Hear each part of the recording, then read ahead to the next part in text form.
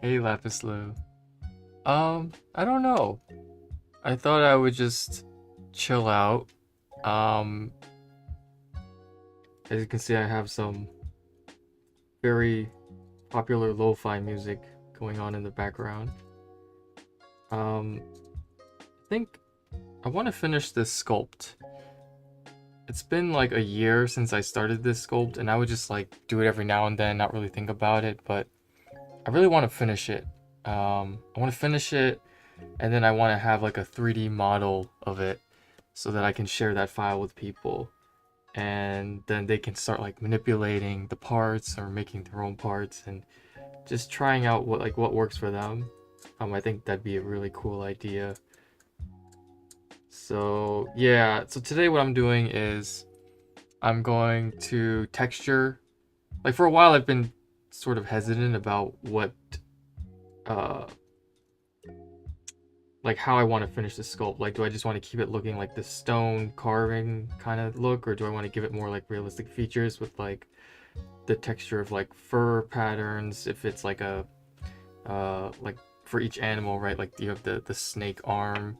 If you have like scales, or like fur, like the ape arm. So I think I'm just gonna go ahead and do that. They may not like really look that realistic. They might just look more like geometric patterns, but I think that might look cool. So right now I'm just like roughing out where I want these like details to go. Sort of kind of like drawing a pattern. It's very faint. You probably can't even see it. Um, but let's see if it works. Yeah. And I may not talk that much this time.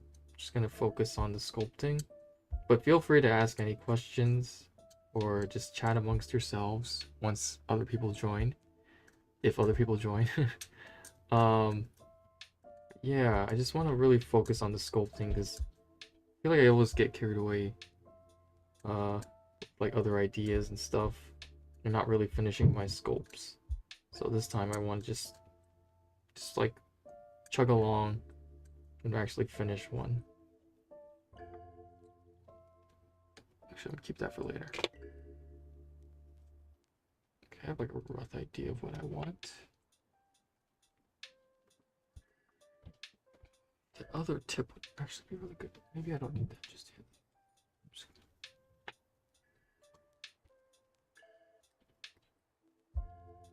Is this what I want? I think this is what I want.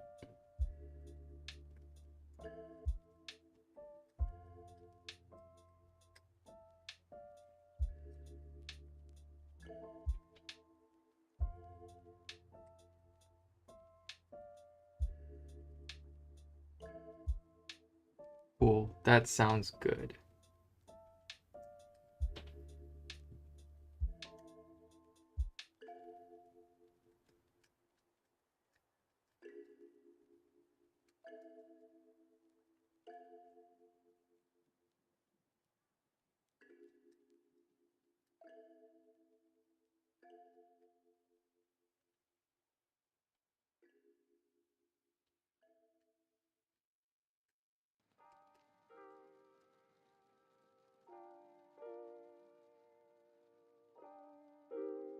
Hey Gushi. Thanks. Yeah. Yeah, I back when I wasn't streaming as much, I would often just like sit and I mean, if I was sculpting and not streaming, I think I would just like watch other streamers and just see like there's this really cool guy on Twitch. His name is like BroXH or something. But I think he's from New Zealand. He just does these like really cool like native Maori, hope I'm saying that right, Maori like wood carvings. Just a really chill dude. And I think that also kind of inspired me. Like, this guy is such a down-to-earth dude, and he's just doing this like really old traditional craft, and there's so many people who actually find it enjoying to watch. Um, So I was like, huh, maybe wax isn't died out just yet.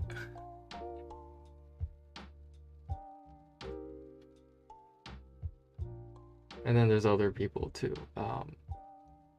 Dave Bull, he makes cool traditional Japanese woodblock prints. Definitely go check that guy out because he's like amazing. Just like the fact that he was able to single-handedly, I don't want to say that he single-handedly because like it's such a deep tradition. But he was, to me honestly, I feel like he was a main proponent of bringing back like Japanese woodblock prints like into the modern world. What am I doing today? So as you can see, I have some background music this time. Oh wow, my camera really picks up on that light when I... Okay. I'm just gonna be doing... I'm gonna try to finish this guy. This rocky guy. I don't have a name for this guy yet. Like, this chimera dude? I don't know. I really want to finish this sculpt and then have a 3D scan of him so that I can share the files with people. And then I can just keep making more parts to him.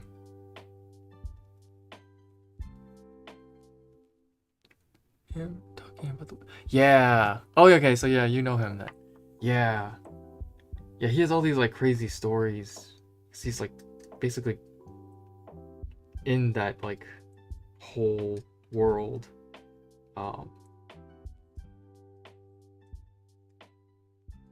And he really like knows what to look for. Like, is this authentic? Or for those who don't know, we're talking about Dave Bull. He's this woodblock printmaker who lives in Japan, and he put out this really interesting video about that like famous paintings. I mean, famous woodblock print, the Great Wave. You've probably seen that like everywhere.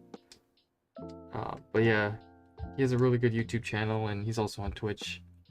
And I was just basically talking about like people who kind of inspired me to get into like streaming art and crafting, because I'm not a huge like fan of making art content, like full on like edited videos about like this one project, because I'm the type of person who like when I come up with ideas, I tend to get a little out of control with them, and then they become these huge projects that I never finish.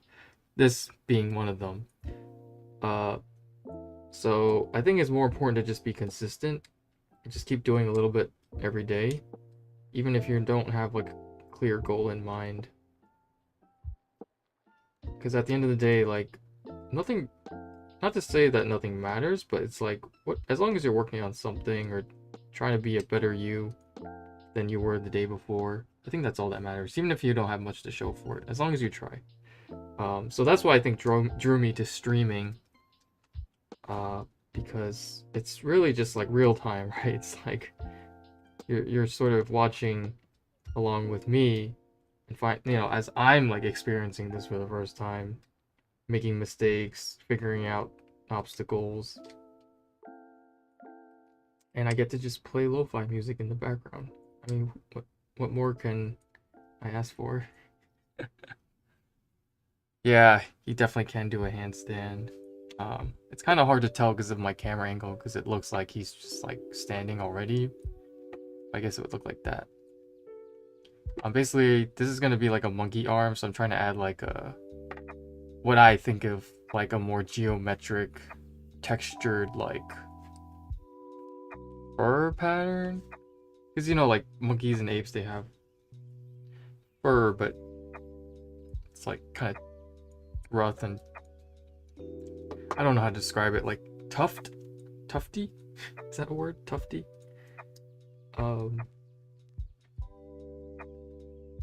So it's really messy right now, but I'm gonna clean it up. I just want to like kind of get it started, and then I'm gonna go in my wax pen and like really clean up the lines. That's just how I do it. I'm sure some people might like be really super accurate and like take a pencil or a marker and draw like all the things they're gonna carve and then just stick within those lines. I just kind of like rough everything out and then go back and fix everything that looks ugly. I don't know.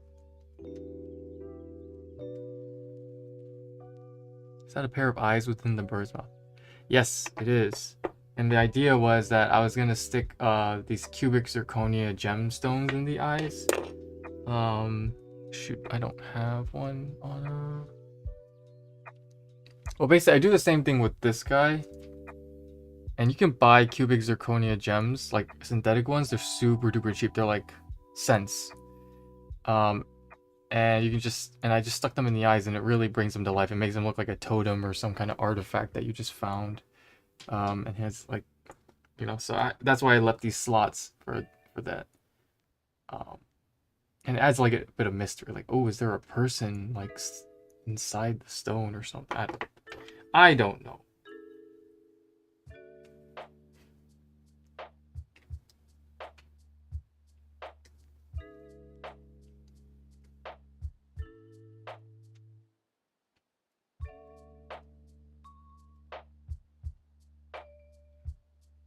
And just a quick shout out to lofigenerator.com. That's the music you're hearing right now. It's this really cool project by I forget his name, but his website is lofigenerator.com. And basically he created like an algorithm that creates lo-fi music. So this is all like math basically. It's just AI generated music.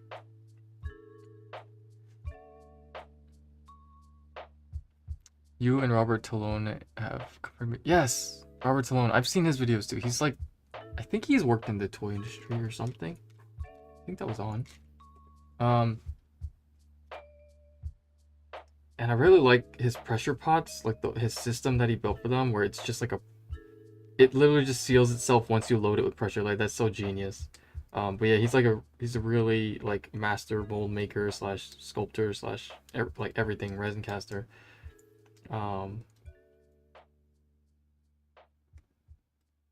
Yeah, wax is amazing.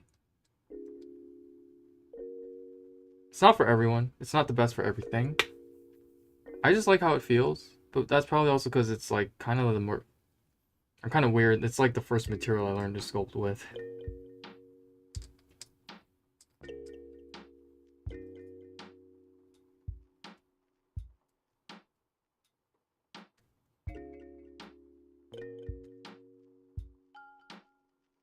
Is this really fur, Kevin? Does this look like fur to you? Let me see. If I clean it up a little, what do I get? Yes, lo-fi music is calming. Synthetic gems are so cool. Yeah. It kind of blew my mind that you could buy like cubic zirconia gems for like pennies basically. And they look amazing. I'm like, why are these things so expensive? Or maybe they're not, I just don't know jewelry. This is a little too hot, I'm gonna turn it down. Yeah, let's try 285 Fahrenheit. Within the temple, hidden in the jungle, is the spirit of nature contained in a stone statue, shifting its limbs to the forms it controls to maintain balance over the wildlife and nature. Wow, that's like poetry, dude. That sounds like a really cool like synopsis or start to like some game or some like legend story thing. I think that's basically the image I had of this. Like it's just like this weird statue hidden in a temple. I had this idea that maybe it could be used for like, now I've never played D&D or any like role-playing games, but I really want to get into that stuff. And I had this idea that this sculpt could be used as like an in-game artifact where like you could find like the various parts of him, and if you complete like the whole statue, you get some like bonus power. I think I like coming up with game ideas and toy ideas more than I like playing the games.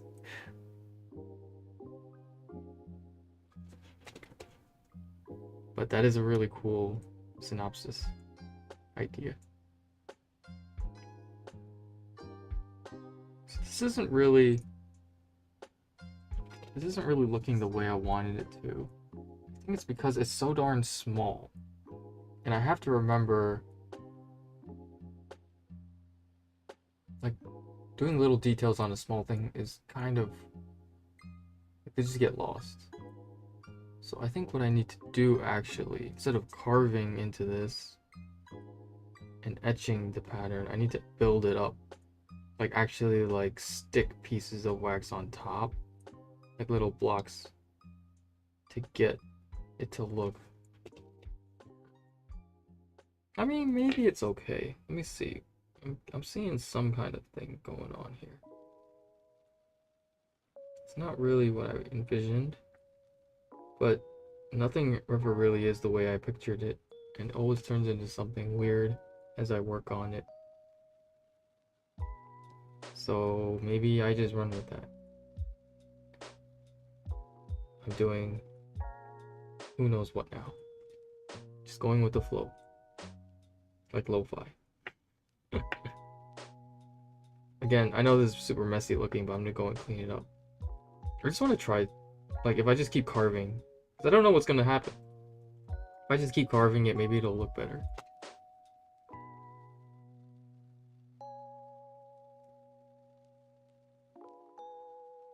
As you can see, I'm still figuring wax out, even though I've been doing this for years.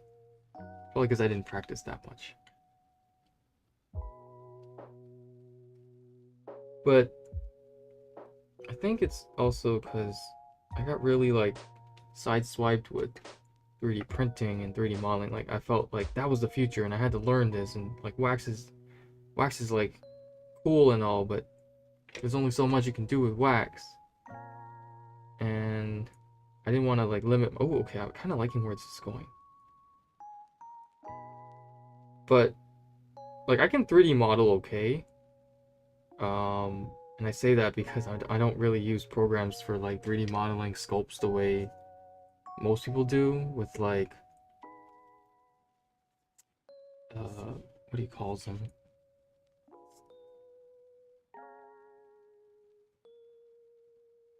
Like how people model things with like polygons and vertexes, and they literally like draw. Like to me that seems really unintuitive.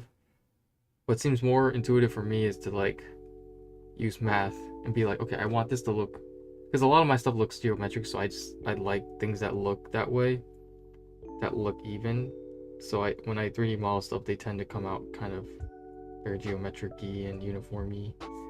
And for that, I like to use Fusion 360 because basically you get everything. Like you don't have to worry about the topology if you have a weird 5 shaded pole. Is that what it? Five pole? 5 shades? I don't know all the terms. How do you go back and clean it up? Oh, okay, so what I'm gonna do is, right now I'm just deepening all the grooves with this. You can kind of see what I'm going for, but it's not that clear yet. Once I get it to a state where I kind of like it, I'll just take, like, let's see, what can I use? I had a good tool for this. Where did it go? Okay, well, let's just say this. I take this, like, flat piece. You see, the wax is actually still kind of warm, that if I press on it, it actually kind of flattens a little bit. So I'll, like, flatten it down, and then I'll use another tool. Favorite tool, but also the one that I break the most often, because it can't really handle being pulled at all the time. The wire tool. Wire tool is my favorite tool. I'll just go in and I'll like kind of scratch at it. Chicken scratch. But you can kind of see how that's already cleaning it up. It's getting rid of all the like flash on the edges from like the way the wax kind of like melted, and then wisps of wax on the edges that don't make it a clean detail. Like honestly, if I could just sculpt something doing this the whole time, I totally would do that. The problem with that is that my hands get tired. So I usually go back and forth between like easier tools and then hard tools and then easier tools and then hard tools. I'm not trying to get that carpal tunnel, you know what I mean? Oh, wow, we have a lot of people tonight. Is it because I mentioned that I was gonna stream like 24 hours in advance?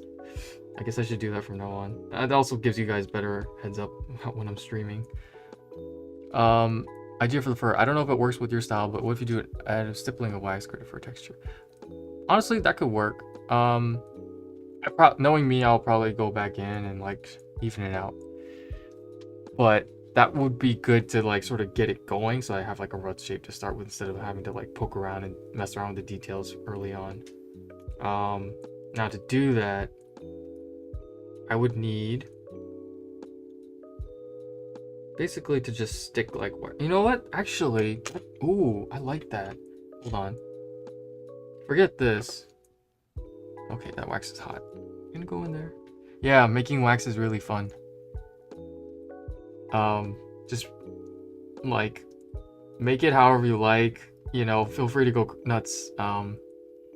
If it seems too hard, add a little bit more beeswax, but you also run the risk of making it too pasty. So whenever you add more beeswax, also add a little bit of copal resin. I'd say the beeswax and copal resin should usually be like the same ratio. Like they should sort of match each other to balance each other out. Because the beeswax, if you just add beeswax, it becomes too pasty. And if you add just copal resin to make it harder and more stickier, it just becomes too sticky. So yeah, that's a quick tip. But hey, maybe, you know, maybe you found a good formula that doesn't follow that rule, and that would be cool. And I'd love to know how that works. I've definitely done stuff like that, but for me, my experience, keeping copal resin and the beeswax together is the same. Is good. That's the curse of making anything. It always looks bad to you when you're halfway done. Yeah.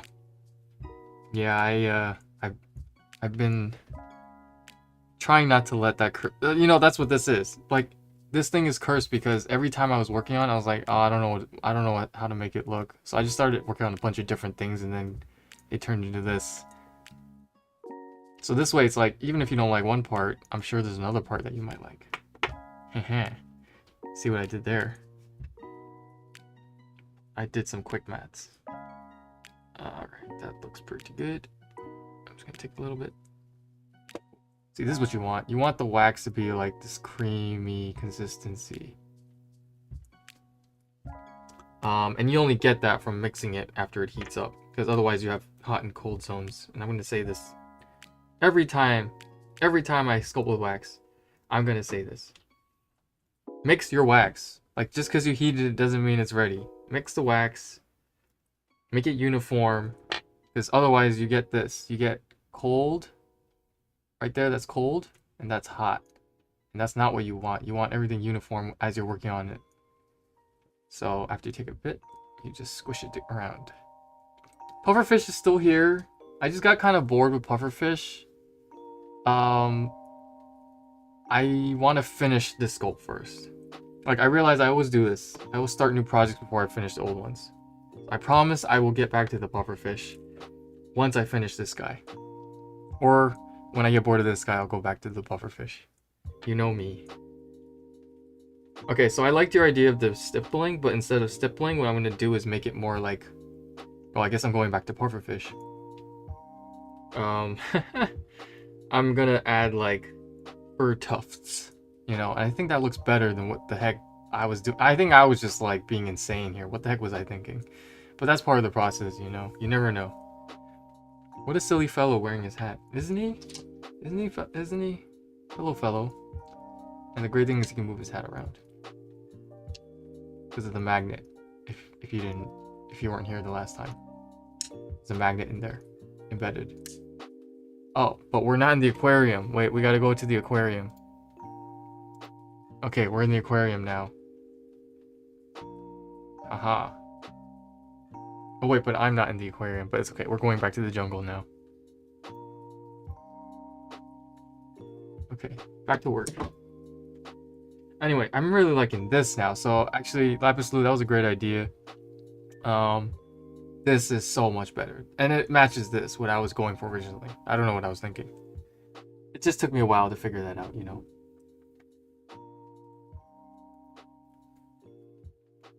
His house, yes.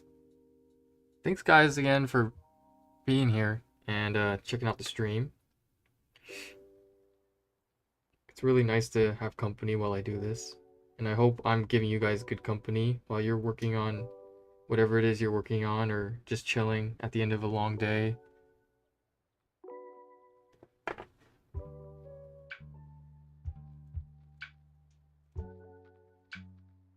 Yeah, this is so much. Oh, I like this so much more. All right, we did it, guys.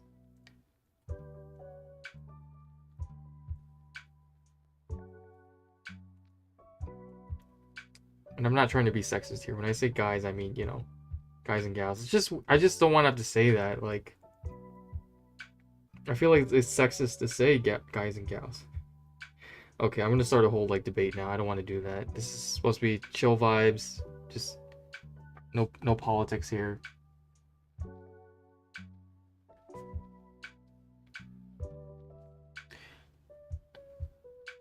But yeah, I'd love to know if there's any questions you guys have or ideas for things you want me to try, even if it's not about wax. I'm really bad about like answering emails and stuff, or when people message me, like they DM me on Instagram. I'm just really bad about stuff like that because it just takes me so much energy to like have to think about what to say. I think I'm better at one-on-one conversations like in person. So being able to stream like this. Alright, this is getting a little too even, I think. I think I need to vary the fur tufts. So what I'm gonna do is I'm gonna move this guy. Oh, that's cold now. Alright, let's do that over.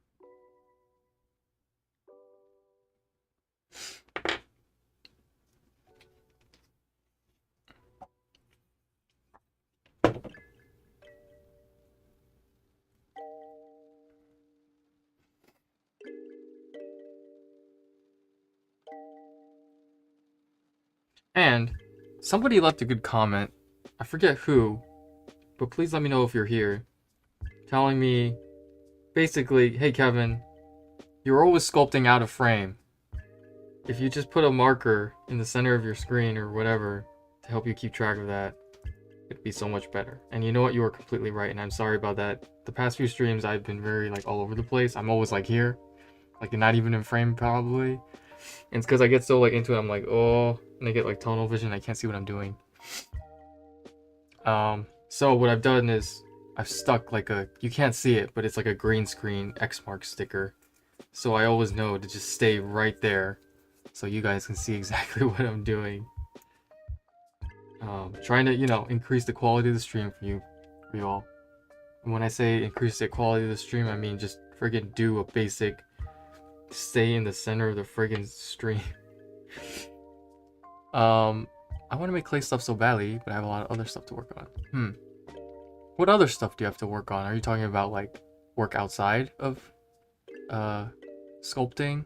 Like homework or work or just chores in general, like anything else? Or do you mean like you have other creative projects you're working on that don't really let you have the flexibility to work with traditional materials like clay?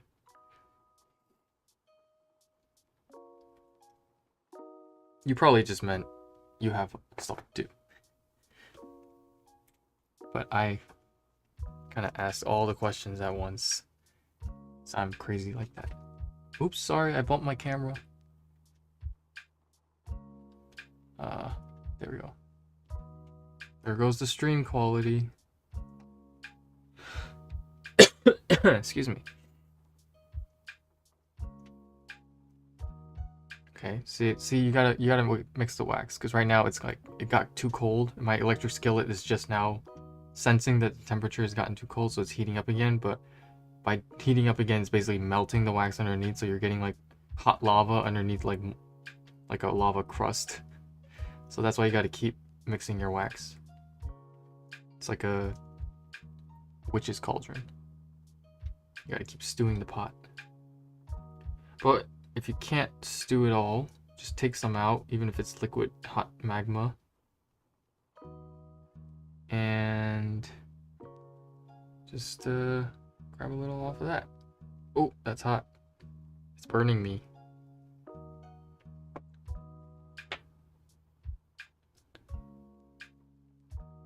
I mainly work on a comic and 3D model. Ah, gotcha. Yeah. Honestly, I know what you're talking about. Like for me to do wax, I have to have a whole setup. Like basically my whole computer desk area is just swarmed with wax stuff now. Like I just couldn't even really work on anything else if I wanted to. Like this is just a wax working station now.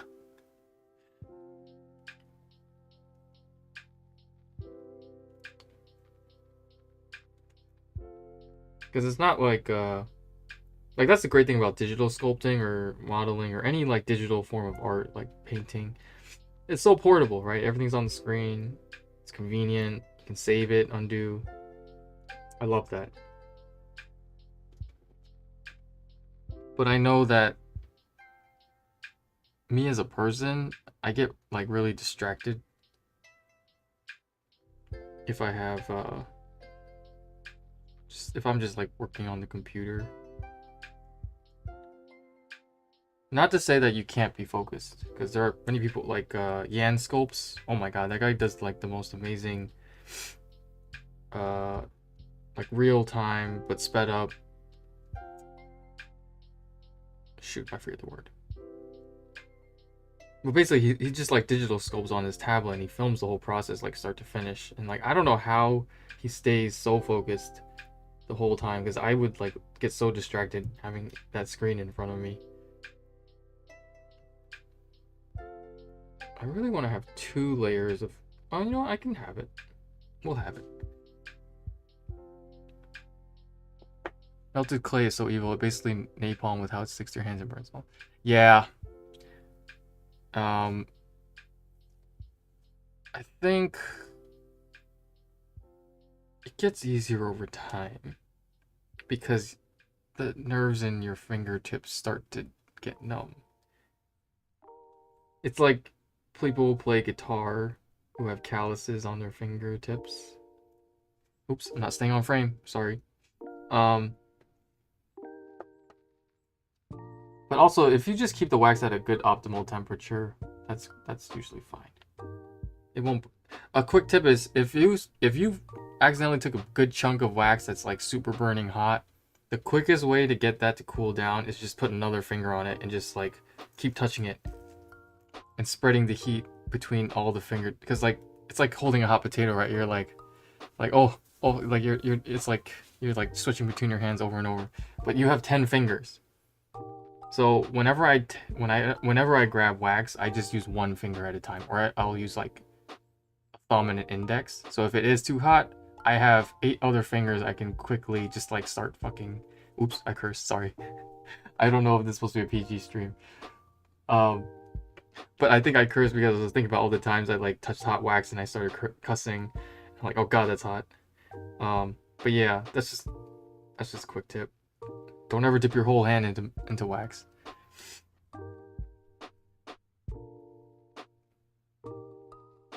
The worst, just to share with you guys, the worst time I ever hurt myself sculpting, this was like very early on, and I was so clumsy. Basically, this was in the days where I was using an alcohol torch only, because I didn't have an electric waxer at the time. And where'd it go? Here. I was using a tool very similar to this, but much sharper. And I heated it up a ton, because I was trying to like slice something in half. But I wasn't thinking, and I had like one of my fingers underneath the area where I was going to slice into. And I was pressing kind of hard. And I must have been tired or something because I wasn't thinking straight. And I just basically pressed right through. Went through and I stabbed myself in the finger. But because the tool was like so hot, I swear it like cauterized the wound, so it didn't even like bleed. But that hurt like the worst. So ever since that happened, I was like, okay, always like check where my fingers are.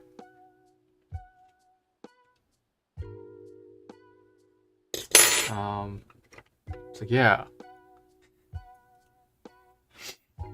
You can't have stories like that about digital sculpting. Like, oh, I pressed the undo key too hard and it hurt my finger. I'm sorry, that sounds so terrible. Because actually, that is a thing. Like, people who work on computers all day, I mean, I did that before too. And man, my wrists and my shoulders, is like the worst pain ever. Just sitting there, like typing.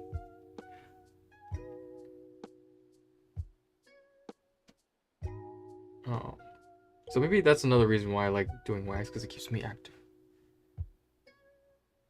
I don't know what I'm going with, where I'm going with this now. I think I'm just gonna start adding more like fur tufts. Not a word. And I'm destroying my set. I apologize in advance for that. I'm just gonna heat up the surface on the hand before I add any wax on it, because otherwise it's not gonna stick. It's just gonna like bounce off. So I just like to hit it really quick. But usually the heat will basically get absorbed into the center of the wax pretty soon, so the surface is not that high anymore, so you gotta do it a couple times. There you go.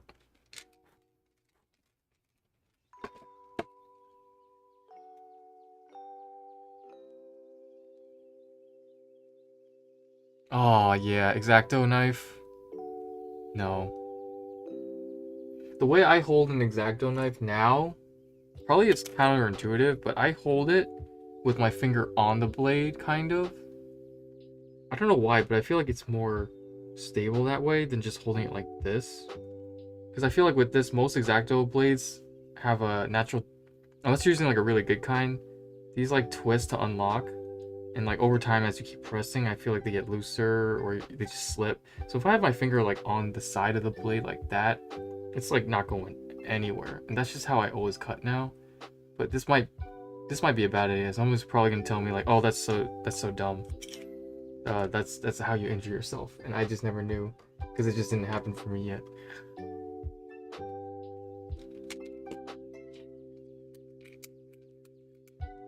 Yeah, in art school, that was like the worst thing, when a fellow student might like cut themselves with an X-Acto blade, like in the middle of trying to finish their project.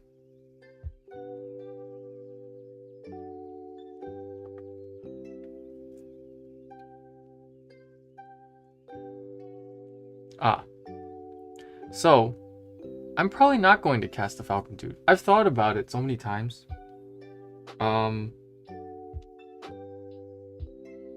It can be done. It totally can be done, and I've casted like very weird parts and molded them. I'm just very lazy. I don't want to deal with that. So what I'm going to end up doing is I'm going to finish this guy. Then I'm going to either figure it out on my own or go to a place that specializes in this. And luckily I live in New York City, so there are a couple places that have a 3D scanning service. And if I can't figure it out on my own, I'll just go to one of these places and tell them, hey, can you scan this object for me? Just give me a really high resolution, cleaned up like 3D scan. And then I'm going to upload the 3D model, share it with people, and just resin print it. And I'll make sure there's like notches for all the magnets so I can glue them in with epoxy. Excuse me. I have some gas in my throat. Man, I'm really liking the texture on this. I know it doesn't look like much, it just looks like a bunch of blobs, but it's gonna get better, I swear. But if I were going to mold and cast this guy, and if I was going to embed the magnets in the limbs, the way I would do it is you can use... I probably would just use the magnets. And what I would do is I would probably use maybe two or one magnets. And if you can imagine, if I molded it like this, basically the mold has this this pin molded into it. And then what I would do is I would demold it, so now you have like an empty mold, and this is the now imagine this is the negative space in that mold, right? This is the casting that it's going to produce. And I would take 3 magnets, and I would, so the third magnet is like somewhere in there, right? And I would just stick this into that hole in the mold that's holding these two magnets. And that extra magnet that's sticking out, that's going to get embedded. But once the resin is cured and I demold the thing, these two magnets will be able to pop off. And I'll just have one magnet already embedded. It may not be perfectly embedded, but I can just, at least the hole is there. And even if it slips out, I can just glue it back in. And yeah, that's how I would do it.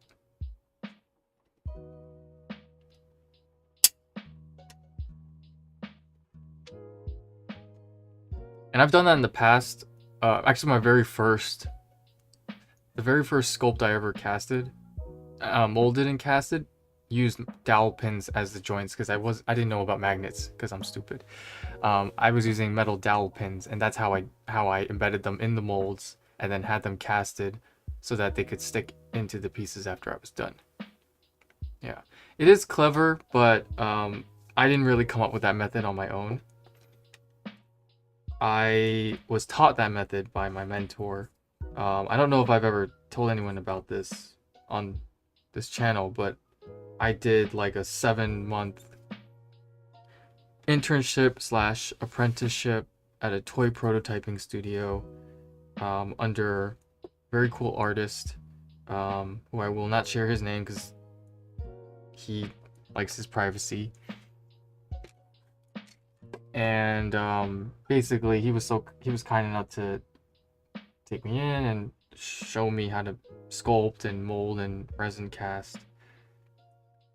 And that was like 10 years ago. I know I don't look that old, but for me that was like 10 years ago. And yeah, that's basically where I learned how to do most of this stuff. The 3D modeling and stuff I kind of taught myself, but the basis for like making toys and like the idea process, that came from my time that I spent there, and also just as a kid growing up and trying to make my own toys because my parents were too cheap to buy me any. I say too cheap, but basically they were just trying to save money and put food on the table. I always wanted this RoboCop figure, but every time my dad was like, oh, we'll get it next time. RoboCop was like the Iron Man for me back in the day. Dang, I really want that RoboCop figure. Not anymore, but back then I remember how bad I wanted it. Every time I walked into a KB Toys, for those of you old enough to remember a KB Toys, that was like that was the best place, because like, yeah, Toys R Us is great, but KB Toys, come on. Just so great.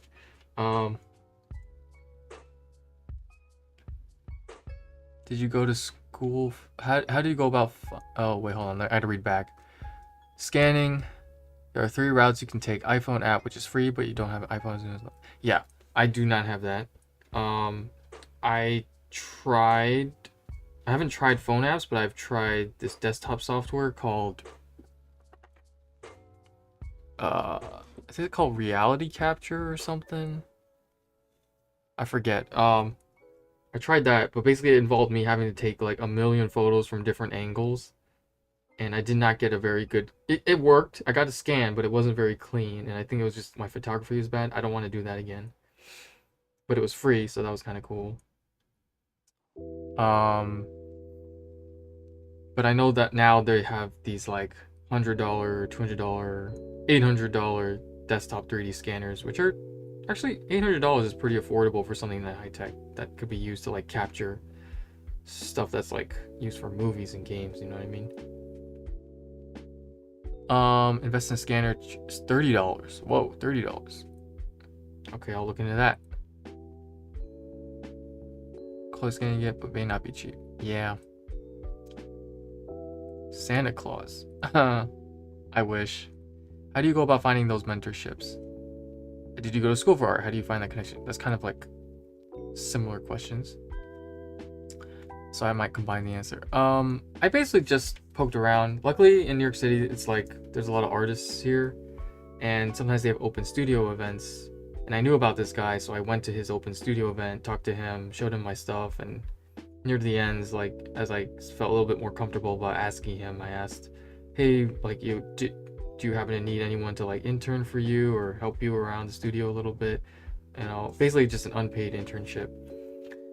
And he could have told me no, which he did actually, but he was like, okay, that's how great this guy is. He was like, you know, if you're really serious about this, you got to show me that, because so far you haven't shown. This is before I sculpted anything.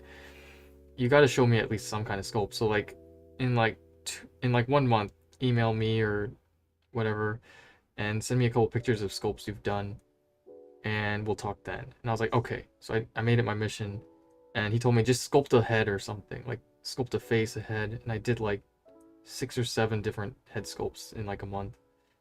Sent that to him, and he saw that I was serious. And that's really the only advice I can give you, is that if you're gonna pursue those kind of mentorships or internships or any like opportunity, just prepare something to show them. Don't just walk in and be like, oh, I can do this. Like, show, don't tell. Because when I first showed up at the open studio, I did have some stuff to show, but nothing like toy related, just more like sketches and stuff, and that wasn't really a good look. You know, if I had brought like a toy or something I sculpted on my own, even if it wasn't very good quality, he probably would have taken me a lot more seriously back then. But he needed me to prove myself first, so don't wait for others to make you make that move. Make that move yourself, and be serious about what you want to do, but also have fun with it, right? Because when you make something too serious, you get like kind of stressed out, and then you get like creative block. And yes, I went to school for art, but I stopped halfway because I was like, this isn't really for me. I think it was because my mind was too analytical, and I didn't know how to just be free with my art. And I also was very cocky back then, and I thought I was like really great at what I did because I had all these internship experiences in the past, and I got a job early on so I could like make money. I went to school for like graphic design basically. But now it's funny, it's like been 10 years since I left school, and I've realized that art for me is not really viable as a commercial thing, because whenever it comes to like making art for commercial purposes, I get really stressed out. I think like, oh, is this marketable? Is this gonna sell? Do I have to make this something that's popular right now? And I think all these questions, and I think about how to like be cost efficient with it, and all this stuff that's like just kind of sucked the joy out of it. So something I've discovered is I don't think I want to do art as my like main source of income. I think it's more of my hobby. Who knows, maybe one day if the YouTube channel and stuff like gets crazy popular, it could be like that. But for now, I'm fine with it being just sort of my own thing, like my little hobby. And not to deter anyone from trying to go like down the art like career path, because there's tons of success there. It just wasn't for me. Because for me, I couldn't separate art from work. I mean, like my personal longing for like what I wanted to make, and the kind of art that I had to make to sell, you know. Now if you're one of the type of people who like the things that you make also align with things that sell really well, that's great. Like I really like wish that was the case for everyone, but it isn't. A lot of the stuff I make is kind of weird and very niche. So I realized much later on that like, okay, I don't think I really am the type of person to make stuff that's gonna sell.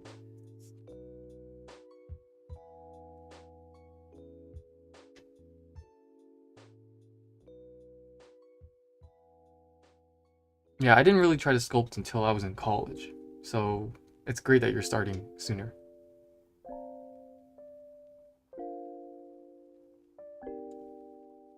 North Pole.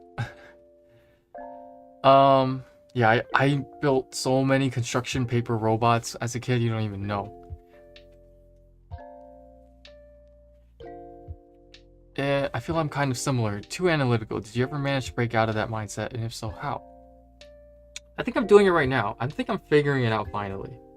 Because I wouldn't say Relix is commercially viable yet, but I finally feel okay with doing it in the way that it is and not worrying so much about the commercial aspect. And I think the only reason I can think that way is because this is not my main source of income. So I actually work, not to give you too much information about me because I don't want to dox myself somehow. I work for a company now, sort of doing like electronics, like soldering and assembly of components. And I've learned that I actually really enjoy it because, for one thing, a soldering iron is the same thing as a wax pen. So every time I'm soldering something together, I just treat it like wax.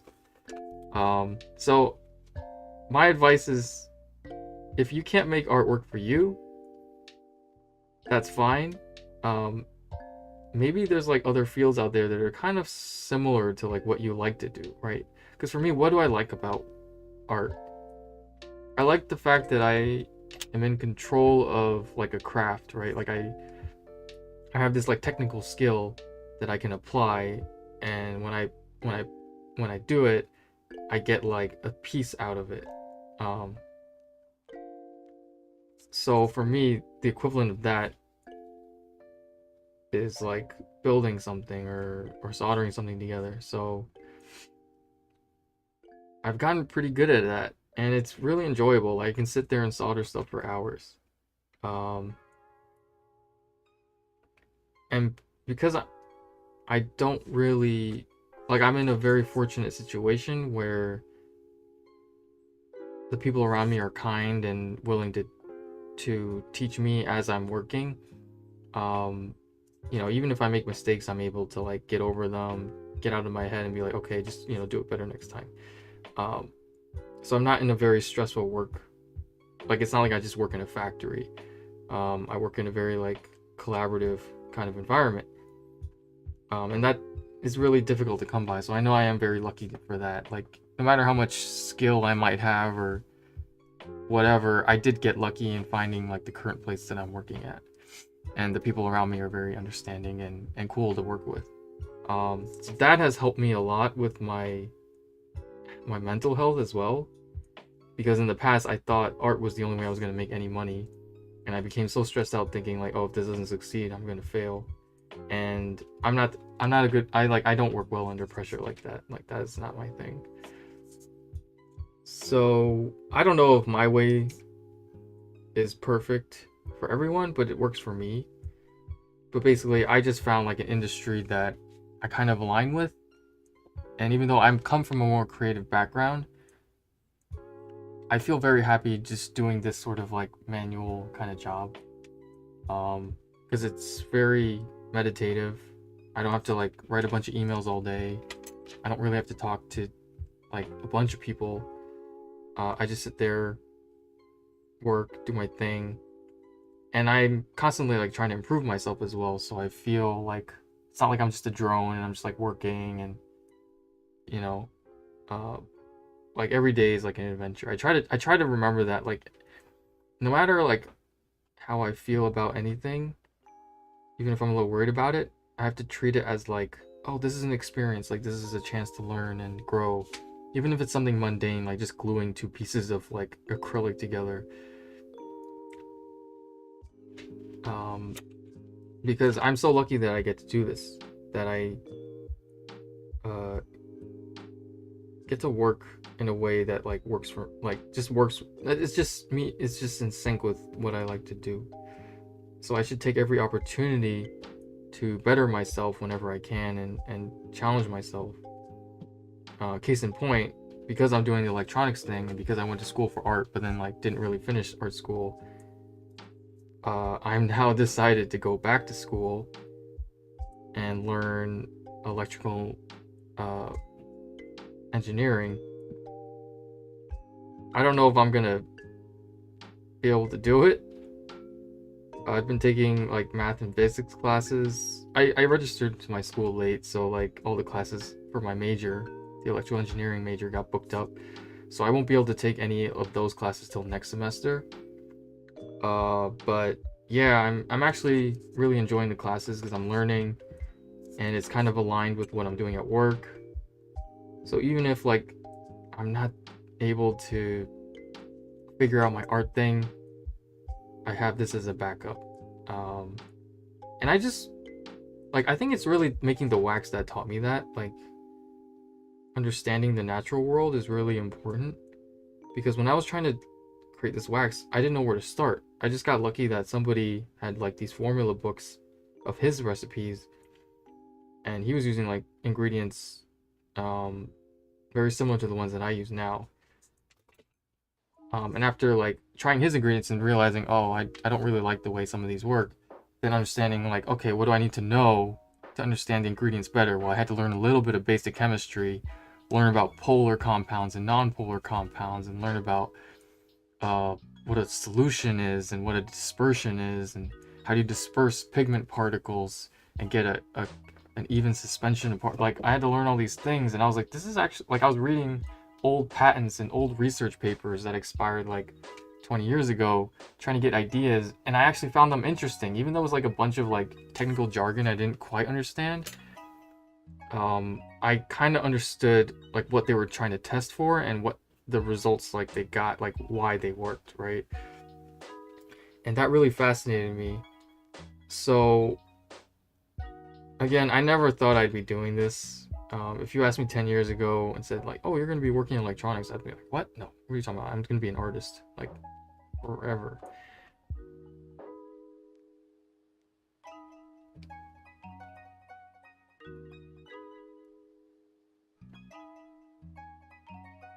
Yeah, like fidget toys. Yeah, soldering is like fidget toys for me. I wish I could have made paper robots. I only ever made swords, which I used to take over the back lunch table. I think that's even more awesome, honestly. I don't think I've ever even made a paper sword. I would, if I did, it probably wasn't very strong. Yours were really sturdy? Yeah, definitely sturdier than any robots that I made, for sure. Mine were just scotch tape and glue. And if you stepped on it, it was gone. I envy how zen you are. I think I am pretty zen, but I'm also still not that zen yet. I still get kind of paranoid about stuff or worried about stuff. I forget to like just remember it's not the end of the world. No one's gonna die.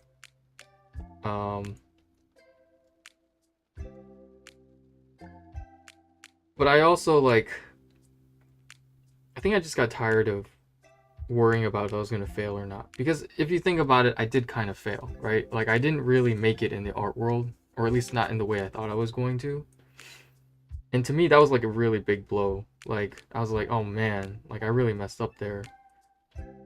But then I just had to accept it, like, yeah, maybe I messed up, or maybe it wasn't my fault, or maybe it was my fault, but who cares? Like, at the end of the day, I was just trying to make stuff and make it in the best way I could.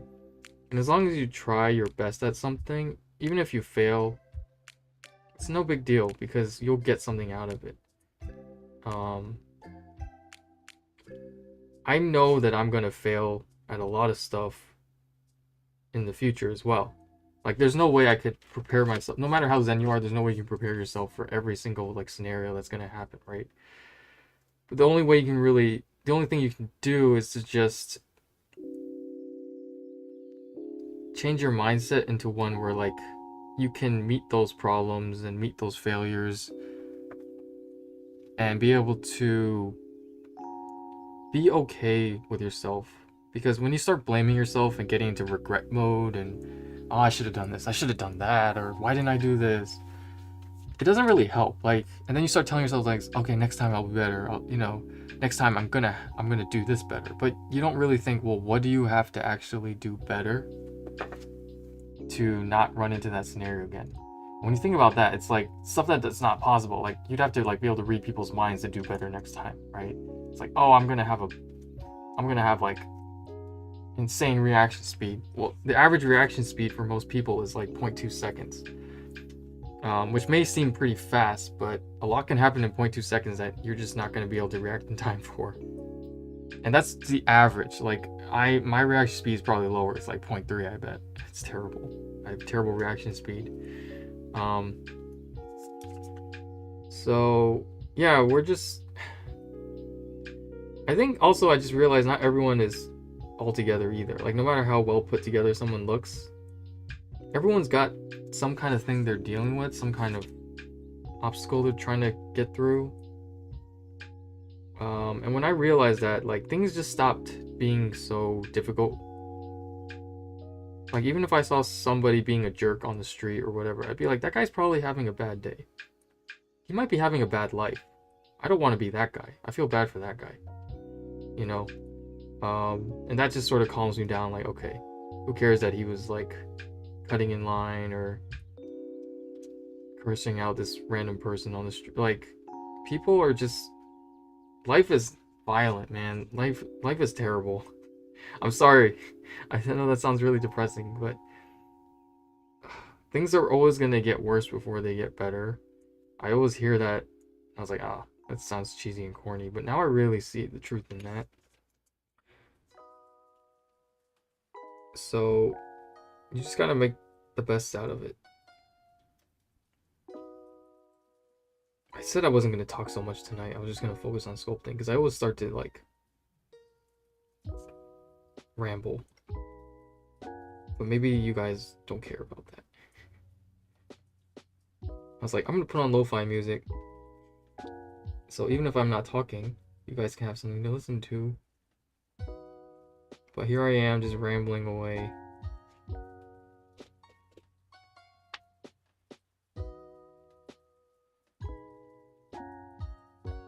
Oh yeah, Lapis. Yeah, literally, you said that for me. Yep. Thanks, Gogenko. I hope I'm saying your name right. Yeah, I have a good relationship with my more normal work. It's like, as an artistic person,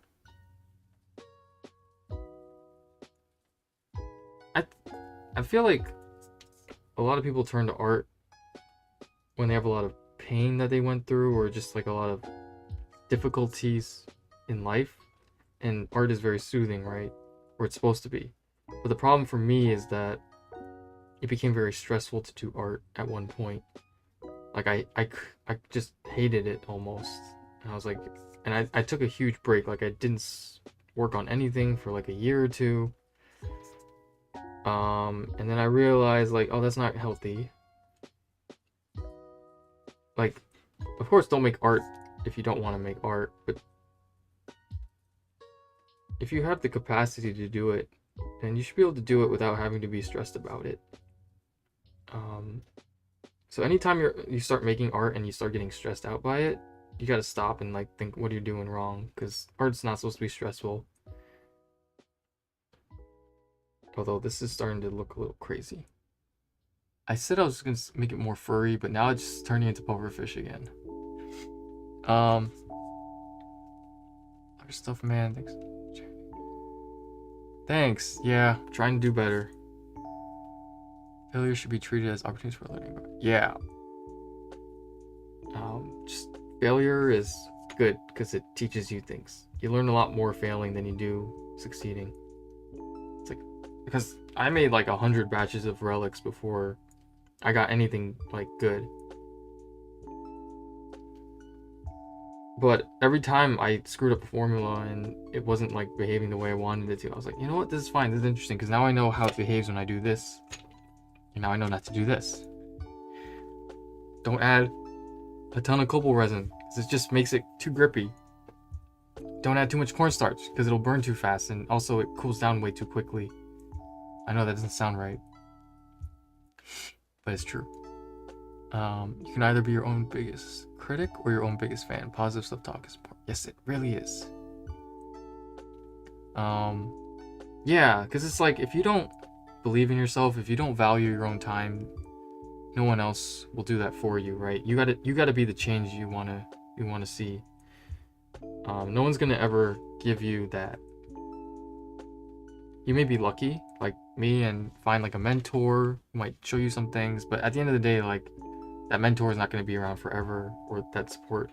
So it's really up to you to figure things out and like just make yourself happy. Not to say that you can't find happiness by finding other, like, working in a group or being with other people that make you happy. I'm just saying, if you don't have that, you got to be the one to uplift yourself, which is really hard. I know it's so difficult, but you can do it. I believe in you, friends. You can bring yourselves to the level that you want to be at. Just do a little bit every day. I know I said I was gonna stream like more consistently, but the last week was rough, man. I mean, classes started, I got homework. I was like, dang, and I'm working like basically full time. I was like, oh, this is so much.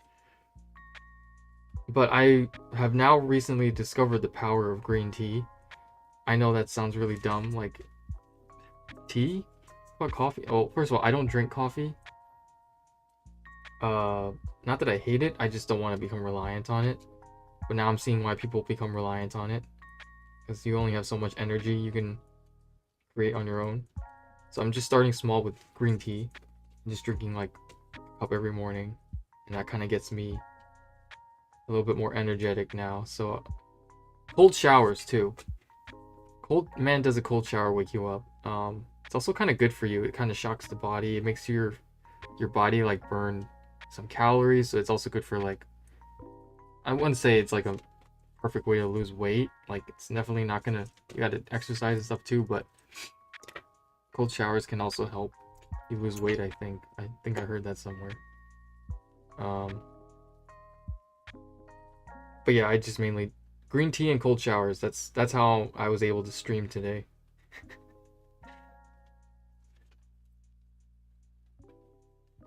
Art started as catharsis, but with so much of it, it becomes a kindling before a forest fire.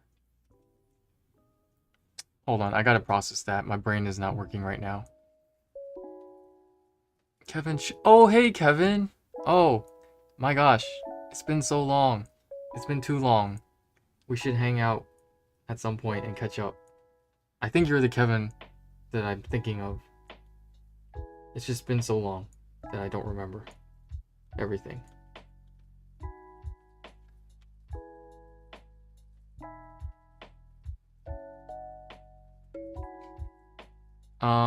Oh yeah, back to Lapis Blue's comment. Or size.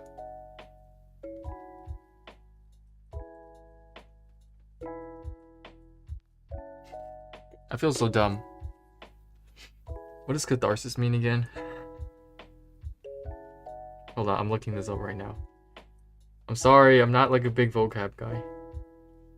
The process of releasing it by providing relief from strong or repressed emotions. Ah, yes. Sorry, I'm like blowing my nose on stream. Oh, I think that was the tissue I used for wax. Yeah, I think I do agree with that, Lapis Lou. Yeah, I did. I actually have not.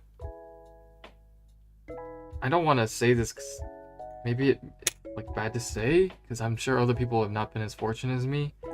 But somehow I have not even gotten sick once.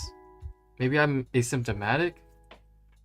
But it's not like I was holed up at home the whole time. I just didn't get sick at all.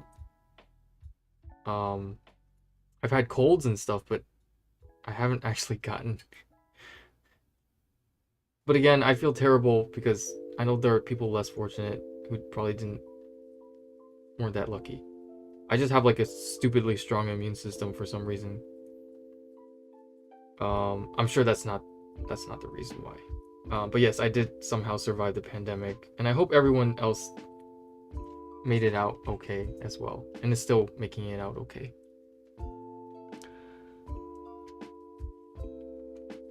Sorry, Lapis Lou, you had to like spell that out for me. Yes. Yes, I totally agree with that. Yeah, I feel like that's probably why we have artificial intelligence, like DALL-E and Midjourney, like all those apps and programs that can generate. I just read this article, this guy like submitted an artificially created image to like some art fair and won first prize. And he explicitly told everyone like this is like an AI software that made this, not me. And he still won. Like people, like, to me that's just crazy that we live in a world like this. Maybe it's a good thing, maybe it's a bad thing. Like I don't think it's bad, because I think it's great for certain things.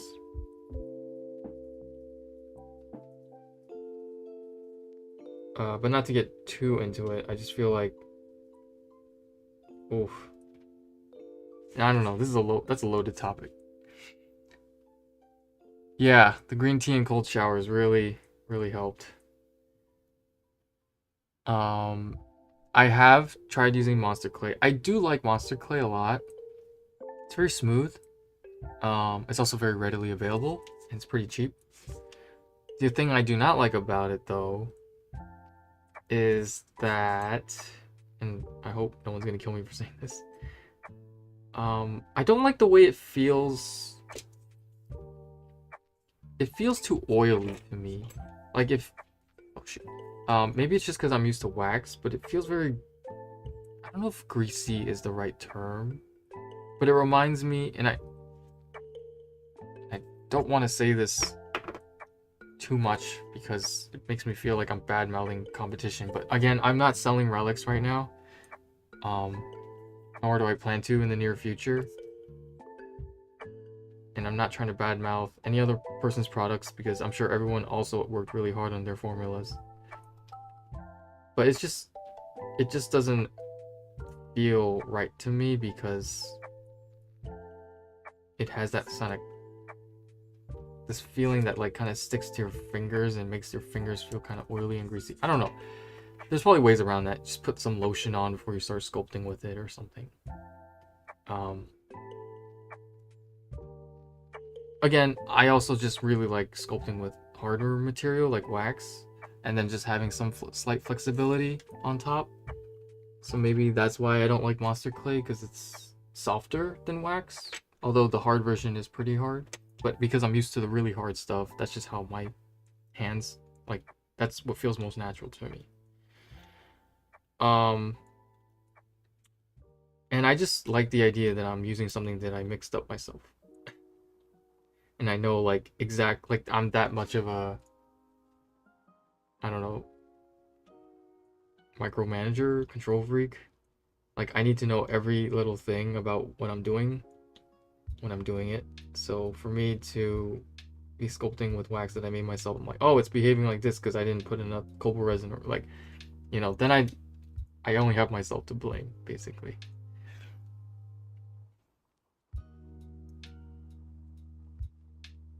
It does behave the same, and you can work it like Relix. No, it definitely is better for people starting out with sculpting, or even people who are experienced in sculpting. I would recommend Monster Clay over Relix. Relix is just really, I just made it for myself, but I knew that some people would want it, so that's why I put it out for sale in the beginning. Because not everyone's gonna have access, right, to wax, or the equipment to make the wax. But yeah, I would recommend, oh I have some Monster Clay here somewhere. Not in this? Oh yes it is. Okay. This is Monster Clay Hard. And you can see even in it, I think hard is their hardest formula, and even at the hardest formula, it's still soft enough that I haven't heated this up at all. This is cold, and you can still push and pull it like clay. And to me, that's because I work on a smaller scale, and I needed stuff that would be able to like basically hold magnets and not, you know, lose its form. That was too soft for me. But if you're not worried about that, you just want to sculpt, I would recommend using Monster Clay. Oh, I'm in the exact same area as last time. I don't know if you are, but yeah, we should definitely catch up at some point. Yeah, Kevin is a IRL person that I know, so I apologize to everyone else who's like, oh, why can't we meet up? I don't think anyone really wants to meet up with me. But yeah, you can see I can push and pull Monster Clay.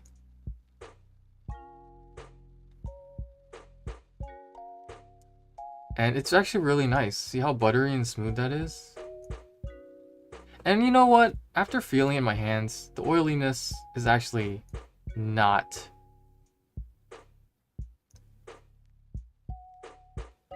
It's actually not that bad.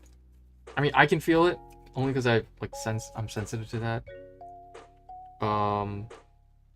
Monster clay is really nice actually. Why did I have to go and invent my own formula? I don't know. I think I was trying to get back to like my roots, and for me to do that, I needed to use wax because that's how I created my first toys, like with the rock paper scissors tops. And to me, that was like almost like magic. Like it was like that was like the only thing that could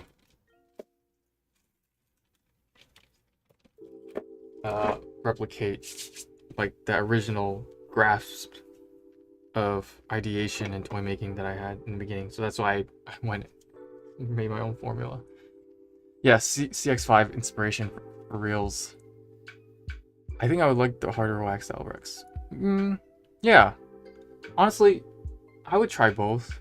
Good thing about Monster Clay is you can buy like a sample pack and just see. They have like different hardnesses and you can see which one you like more. But if you like carving and subtractive style sculpting, then yeah, I would try wax. The closest thing I can think of to something like Relix or CX5 would have to be Castelline. Although, again, I don't want to badmouth competition, but for some reason the Castelline that I bought in the past doesn't seem very well filtered. Like it has a lot of particles in it that I'm like, what is this? I don't even know. Is this cornstarch? Is this chunks of pigment? Is this unfiltered copal resin? Like, and that could have just been the batch that I had bought. Maybe it was an old batch that they don't do it like that anymore. So I don't know. It's up to you. So Castelline. I can't think of anyone else besides Monster Clay hard. Oh, I know what you could do. If you don't have all the equipment to make the wax yourself, you could probably buy something like Monster Clay hard and buy Carnauba wax, which they sell like on Amazon, and then you could just pour the Carnauba wax into a molten like mixture of Monster Clay. And I would try adding in a ratio of what I use for Relix is somewhere around 8%, I think. No, 16%. So like 16% hard wax compared to the other waxes and other things in my formula. So if you're gonna add Carnauba to anything, I would try it in even smaller increment, maybe like 5% by weight. No name clay. Oh, yes, I have heard of no name clay. I totally forgot about no name clay. Thank you for reminding me about that stuff. I always wanted to try that, but it's not as good as Relix, really? Why is that? I thought it was very similar to CX5. For those of you who don't know, No Name Clay, I think it's a brand that comes out of Taiwan or somewhere in Asia. The name is funny too. It's No Name Clay. We have no name. Wow, I totally forgot about No Name Clay. Wait, what is this? This is something else. Earth Clay has a nice feel. It can just be drying. Yeah, I do like Earth Clay as well. Just like regular clay, I think you mean. Siobhan. Oh, yeah, Siobhan is pretty good, but Siobhan is also, I've used Siobhan, and man, that stuff is so oily.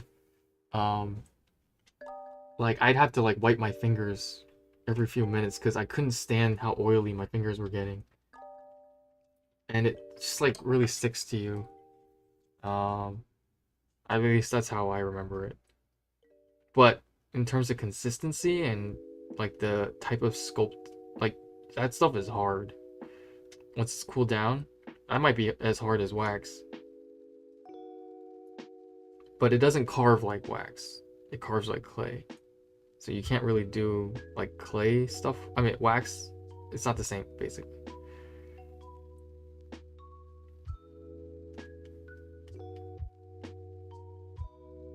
Okay, I don't know what's going on with this sculpt. I was going for fur, and instead I got like Vegeta hair or Goku hair. I'm gonna soften it. I'm just like not sure yet where. I think I want it more blocky, like a square kind of fur. That's how I actually envisioned it, like a kind of like a rectangle. Let's see if I can get that. Actually, don't use this. I'm gonna use this to sort of shape it. This square. Oh yeah, that's what I wanted. Okay, that right there. I know you can't tell, but the difference between this one and this pointy one. Okay, we're gonna see it. Just take a second. I'm gonna have to warm the other points to make them more square. I didn't mess with it all that much, but it's more like a mix between CX-5 and Monster. It has Monster Clay smell to it, whatever that means. That probably means it uses very similar ingredients, like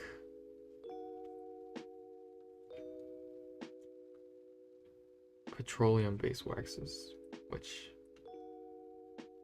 maybe not a big deal for everyone, but for me, I just didn't like the idea of that on my skin.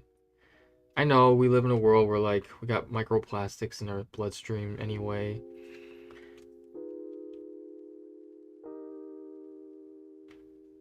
But I can at least try to mitigate some of that. I hope I didn't miss anyone's questions. I'm gonna check back in a second. Right after I make these all more rectangular.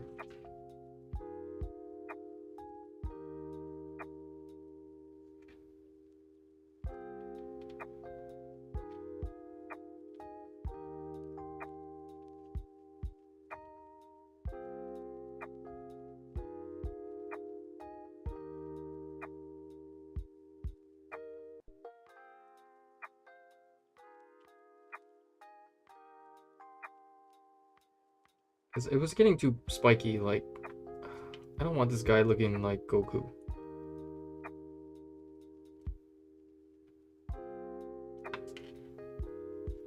And I'm realizing that my face is constantly down here, and I'm like, what is the point of me even having this? Oh, but you can see behind me. This is actually a picture I took. I was fortunate enough to go to Japan like many years ago. Okay, like 2 or 3 years ago. And I went to there's a museum for Ghibli, or Ghibli, however you want to say it. They have a Ghibli museum, or Ghibli museum. And in one of the windows are these 2 cats from that movie. Shoot, what's that name of that movie? The Cat Returns. These are like agent cats who carry away like the girl.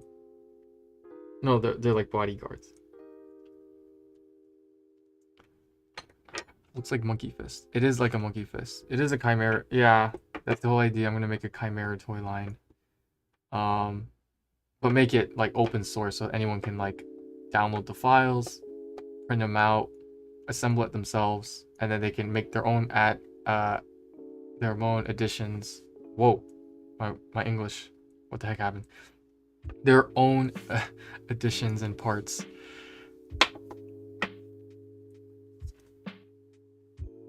I'm gonna have to change some stuff. But yeah, I'm a very slow sculptor, so I apologize if you guys are getting impatient with how long it's taking. But wax is also a slower material to work with, so that's another drawback to using wax. But it's fine, because I take a long time to like actually figure out what I want to make anyway, so I can just like work on something the entire time and slowly like get it to the point where I feel like, oh, that's what I was envisioning. Yeah, that's what I want.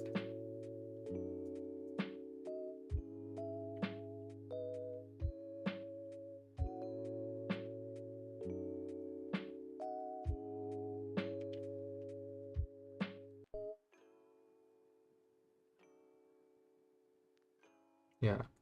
I think going forward, as long as I do my cold shower and green tea routine, I think I should be able to keep to a more stable schedule. I was also away for a couple of days last week because it was Labor Day weekend. For those of you who don't know, who might not be in the US, Labor Day is a pretty big national holiday, so I was visiting family. So I was away for a couple of days. But yeah, I think I want to really finish this sculpt before I do anything else, because otherwise, like, this is really the test of Relix. Like, I've sculpted other things out of Relix, but I don't think I've actually sculpted a full toy out of Relix. Ever since I made it, because I haven't really made any toys in the last 2 years. So if I can actually complete this guy, then I'll know that like making Relix was worth it. For real. Like it still is worth it, but like that will be sort of like the gold like ticket for me to know. Ah, finally. I succeeded with Relix because I was able to make a toy from it.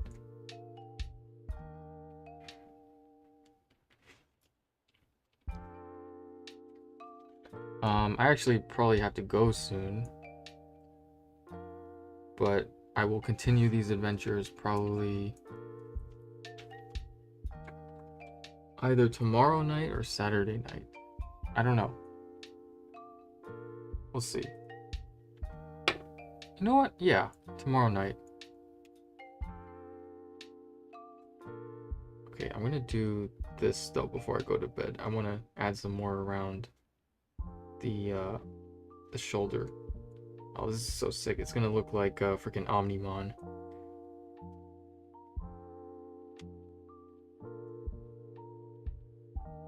Oops. Gotta stay in the frame. Gotta remember that.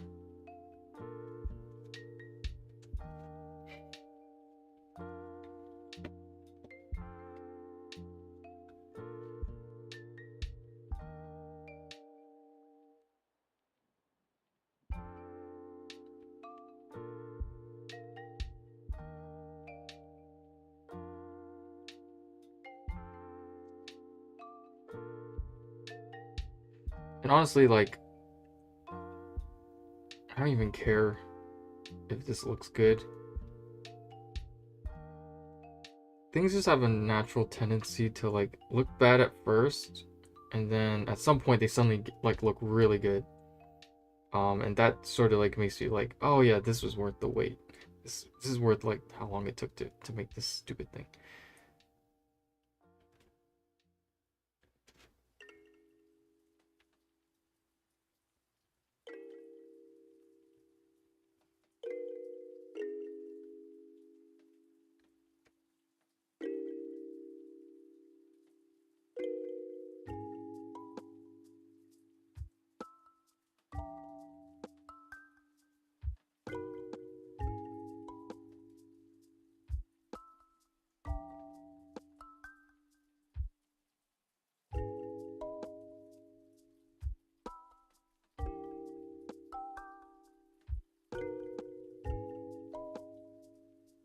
I'm getting some weird star shape going on. Oh no, my wax is going through that hot melted phase. Okay, here we go. We're gonna dip my hand in molten wax and hopefully we'll be okay. Okay, now that part was still cool enough.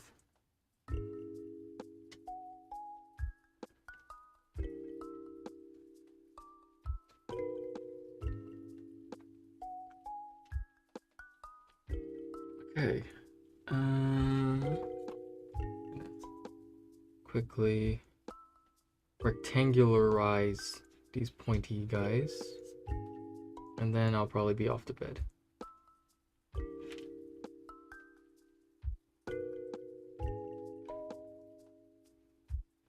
Oh no, that popped off.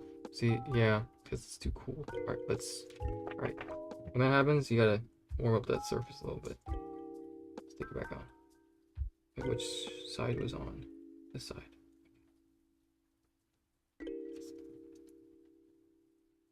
Again, I know it looks messy, but I'm gonna go back and like kind of carve it into the shape I want. I just like to do this to get like a rough shape going.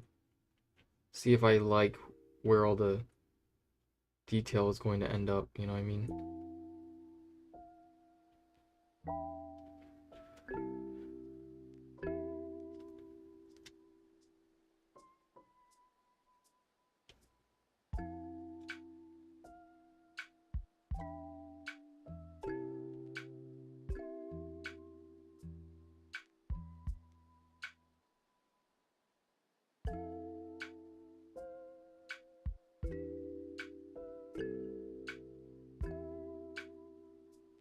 This is not exactly what I envisioned. It's like a really weird pineapple thingy, but it's got some character. And I think if I just keep at it, I'm gonna get it to where I actually want it. It's just I was so afraid to add anything onto this because I was like, oh, I got everything looking so nice and geometric and smooth. But the thing is, I hate being complacent. I'm always trying to think like, could I make this better?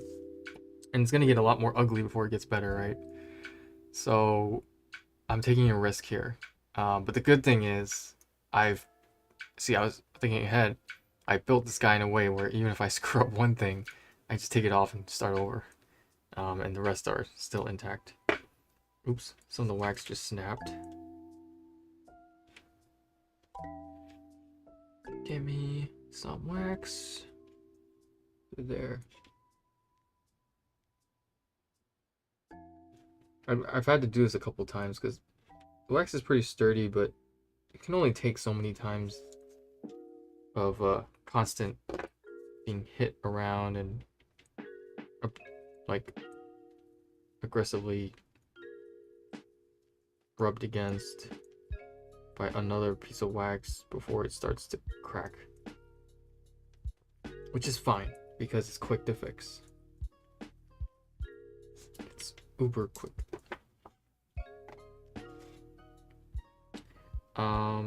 Yeah, I'm kind of getting to a point where I'm like, I have to think a little bit more about how I'm going to approach this. But that'll be tomorrow. Tomorrow night I'm going to figure this out. I think that's it for me tonight, guys. Thanks for being here. I know I rambled a bit tonight. Talked about life advice, even though I'm not like experienced enough to really be giving you guys much advice. But I can still give some. So I'm happy if anyone found it meaningful. Yeah, I'm gonna work on this guy some more. Maybe I'll work on it some more on my own, and then when I continue the stream, you'll see what I'm talking about. But yeah, I don't want to keep you guys here too late either. So thanks for being here tonight. I'm gonna head on out. Thanks again, and I'll see you next time. Good night. See you.